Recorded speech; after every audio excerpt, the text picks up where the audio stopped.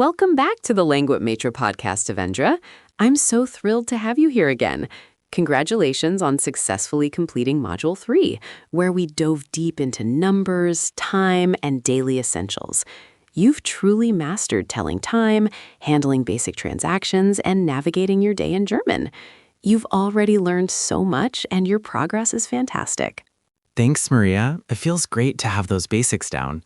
I can actually order coffee and ask for the time now, which is pretty cool. I'm excited to see what's next. That's wonderful to hear, Devendra, and you should be proud. Now we're embarking on a brand new journey with Module 4, your Everyday Grammar Toolkit.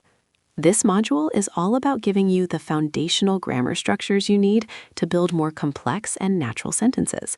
We'll be moving beyond just vocabulary and into how German actually works, which is incredibly empowering.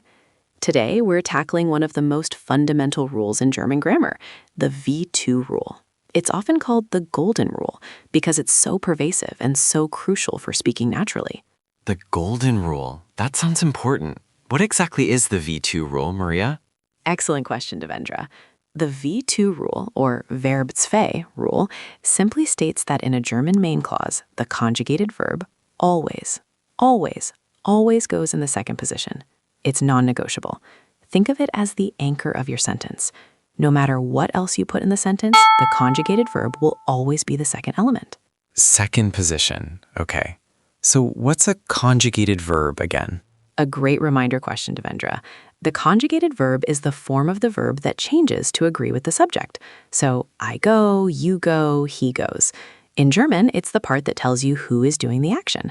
For example, if we take the verb to be called or to be named, which is heißen in its infinitive form, when I say I am called Maria, it becomes ich heiße Maria. Here, heiße is the conjugated verb. Let's start with a very simple sentence structure, just like in English. Subject, verb, object. So, ich heiße Maria. Ich is the subject, heiße is the conjugated verb in the second position, and Maria is the complement. Can you try saying that, Devendra? Ich heiße Devendra. Okay. Ich heiße Devendra. Almost perfect, Devendra. You got the words right. Just a tiny adjustment on heiße. Make sure the I sounds like the I in high, and the se sounds like a shark S. So, heiße. Try again. Ah, heiße. Ich heiße Devendra. Much better. That's it. You're getting better each time. See, you're a natural. Now, let's try another one. Ich komme aus Indien. This means I come from India. Komme is the conjugated form of kommen. Ich is position 1, komme is position 2, aus Indien is the rest. Can you repeat after me? Ich komme aus Indien.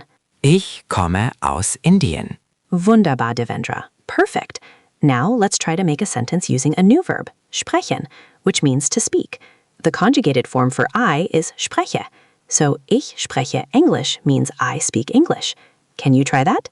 Ich spreche Englisch. Excellent. You nailed the V2 rule there. Ich is first, spreche is second. Now, Devendra, let's try to build a slightly different sentence. How would you say I live in Berlin? The verb to live is wohnen, and for I, it's wohne. And in Berlin is in Berlin. So it would be ich wohne in Berlin. Absolutely correct, Devendra. That's exactly right.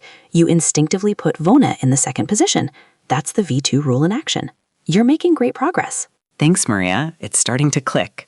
So the subject always comes first and then the verb, right? That's often the case, Devendra, but here's where the V2 rule gets really interesting and where it differs quite a bit from English. German is much more flexible about what can come in the first position, as long as the conjugated verb stays in the second position.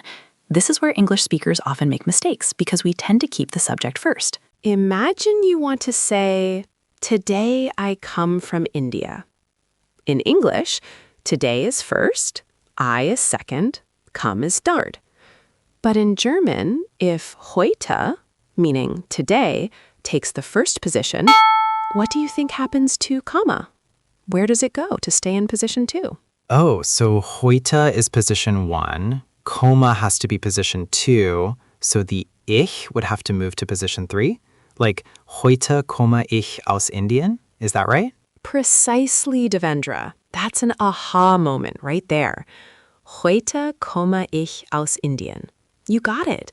Heute is the first element, Komme, meaning the conjugated verb, is the second, and ich, meaning the subject, moves to the third position. This is called inversion, and it's very common and natural in German. It allows you to emphasize different parts of your sentence by putting them first. Let's try another one. How would you say, tomorrow I speak German? Tomorrow is morgen. Okay, so morgen spreche ich Deutsch. Outstanding, Devendra. That's perfect. You're really grasping the concept of inversion. You see, this flexibility in word order, while always adhering to V2, gives German a specific rhythm and emphasis. It's not about random placement. It's about what you want to highlight. That makes so much sense, Maria. It's like German wants to get the main action, the verb, out of the way quickly, no matter what information comes first. Exactly, Devendra. That's a fantastic way to put it. This adherence to the V2 rule, regardless of what starts the sentence, really reflects a cultural inclination towards clarity and precision. In German, the verb is the engine of the sentence, and its placement is consistently predictable. It's a bit like how German engineering values precise, functional design. Every component has its place and purpose, and the sentence structure mirrors that. Unlike English, where you might say, I will go today, or today I will go, and the meaning is the same, German uses this word order shift to subtly alter emphasis. That's a great comparison, Maria. It reminds me of how in some Indian languages, the verb often comes at the very end of the sentence, which is a completely different kind of structure. This V2 rule is definitely unique from what I'm used to, but I can see how it creates a very clear and direct flow of information. That's a brilliant observation, Devendra. It highlights how different languages encode meaning and emphasis in their structures. The V2 rule is one of those linguistic fingerprints of German, and once you master it, your German will sound incredibly natural. Don't worry if it feels a bit clunky at first. It becomes second nature with practice. You can definitely practice this on Langmitra, by the way, with the interactive sentence builders. That's a good idea, Maria. I'll definitely check out the practice exercises there. Now, let's do a quick rapid-fire review and final practice, Devendra. I'll say an English phrase, and you tell me the German, remembering our V2 rule. First, I speak German. Ich spreche Deutsch. Perfect. Next, today I live in Berlin. Heute wohne ich in Berlin. Fantastic. You remembered the inversion. See how you're already correcting those English-style mistakes? Now, I come from India. Ich komme aus Indien. Excellent. And finally, tomorrow I speak English. Morgen spreche ich Englisch. Wow, Devendra. Compare how you said that at the beginning versus now. Huge difference. You've really internalized the V2 rule. You're constructing natural German sentences with varying starting elements, and you're applying the inversion correctly. That's a significant step forward. Thanks, Maria. I feel much more confident with this now. It makes a lot more sense after breaking it down. That's what it's all about, Devendra. You're doing incredibly well. Keep practicing these sentence structures.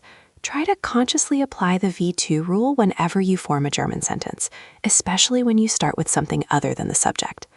For our next lesson, we'll build on this foundation by looking at how to form questions in German, which also have their own unique word order rules, but you'll find that the V2 rule gives us a great starting point for understanding them. It's going to be another exciting step in your journey. I'm looking forward to it, Maria. Thanks for a great lesson. You're very welcome, Devendra. Keep up the amazing work, and we'll see you next time. Tschüss. Cheers. Before we recap, one quick ask. What worked for you in this lesson? What felt hard? And what topic should we teach next? Drop it in the comments. Your feedback shapes what we build next.